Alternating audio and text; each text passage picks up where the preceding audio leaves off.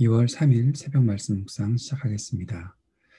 거룩하신 아버지 하나님, 오늘도 저희들이 주님의 은혜와 사랑을 의지하고 이 하루를 시작합니다. 우리에게 말씀하시고 우리를 성령으로 충만케 하사 우리가 주의 말씀을 붙잡고 순종하며 주님과 동행하도록 인도하여 주옵소서. 예수님 이름으로 기도합니다. 아멘. 545장 찬송 함께 드리겠습니다.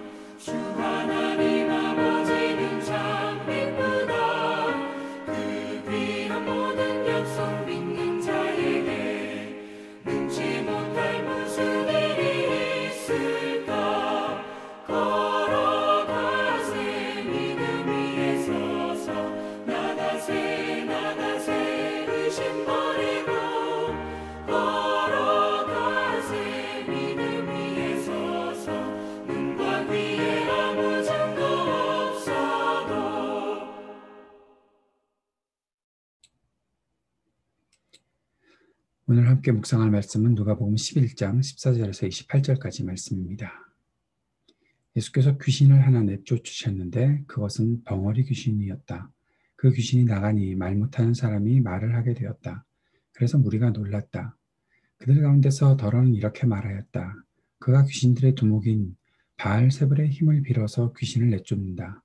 또 다른 사람들은 예수를 시험하여 하늘에서 내리는 표징을 보여달라고 그에게 요구하였다. 그러나 예수께서는 그들의 생각을 아시고서 이렇게 말씀하셨다. 어느 나라든지 갈라져서 서로 싸우면 망하고 또 가정도 서로 싸우면 무너진다. 그러니 사탄이 갈라져서 서로 싸우면 그 나라가 어떻게 서겠느냐? 너희는 내가 바알세불을 힘입어 귀신을 내쫓는다고 하는데 내가 바알세불을 힘입어 귀신을 내쫓는다면 너희의 추종자들은 누구를 힘입어 귀신을 내쫓는다는 말이냐? 그러므로 그들이야말로 너희의 재판관이 될 것이다. 그러나 내가 하나님의 능력을 힘입어 귀신들을 내쫓으면 하나님 나라가 너희에게 이미 온 것이다.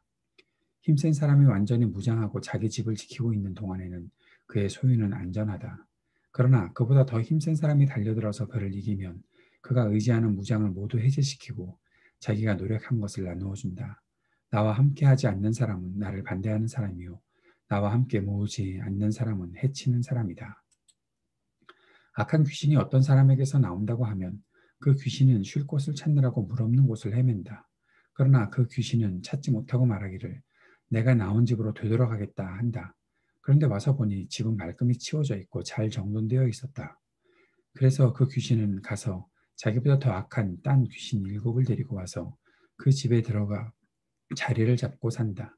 그러면 그 사람의 나중 형편이 처음보다 더 비참하게 된다. 예수께서 이 말씀을 하고 계실 때 무리 가운데서 한 여자가 목소리를 높여 그에게 말하였다. 당신을 뵌 태와 당신을 먹인 젖은 참으로 복이 있습니다. 그러나 예수께서 이렇게 말씀하셨다. 오히려 하나님의 말씀을 듣고 지키는 사람이 복이 있다. 아멘. 예수님을 시험하는 사람들이 계속해서 나타나고 있습니다. 어떤 사람들은 예수님께서 귀신들의 두목 바알세불의 힘을 빌어서 귀신을 내쫓았다라고 그렇게 주장을 합니다.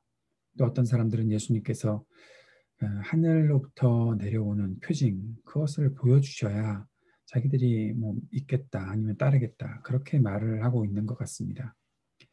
사람들의 생각은 그때나 지금이나 큰 차이가 없어 보입니다.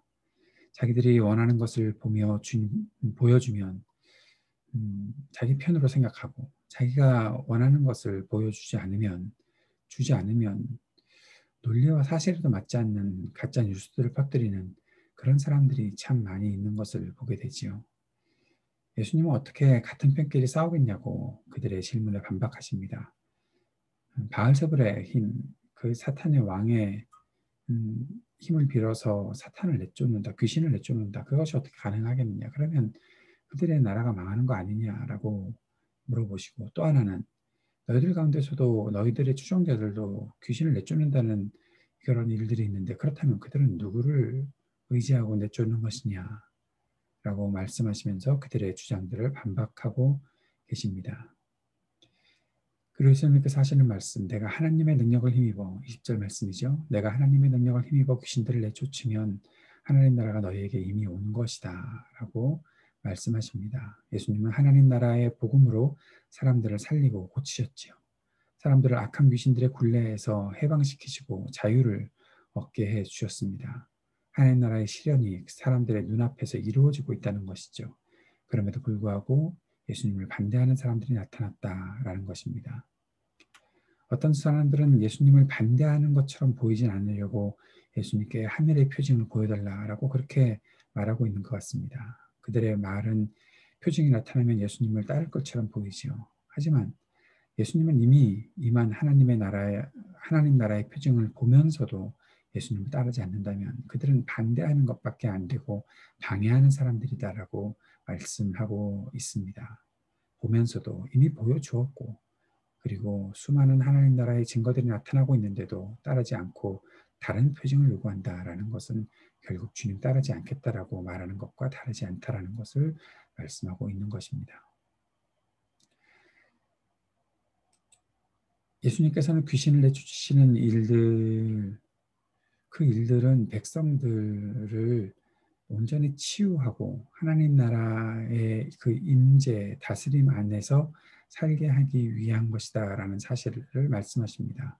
다시 말하면 귀신의 지배를 받고 있던 사람들의 삶은 후에 치유받고 난 이후에는 하나님의 말씀을 따르는 삶으로 가득히 채워져야 한다는 것이죠.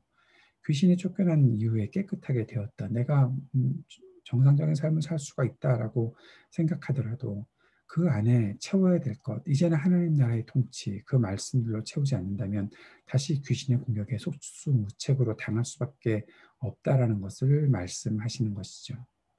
그리스도인의 삶은 비움으로 완성되는 것이 아니라는 것을 오늘도 다시 한번 생각해 볼 수 있습니다.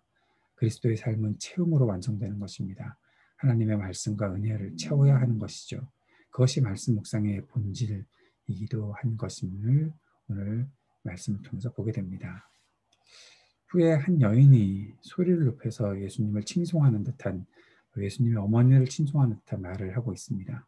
아마 그 여인은 예수님께서 가르치시는 그 능력 있는 말씀을 들으면서 와, 저런 아들을 둔 어머니는 얼마나 좋을까라는 그런 마음을 표현한 것 같습니다. 그러나 예수님은 이렇게 말씀하시죠. 하나님 말씀을 듣고 지키는 사람이 복이 있다.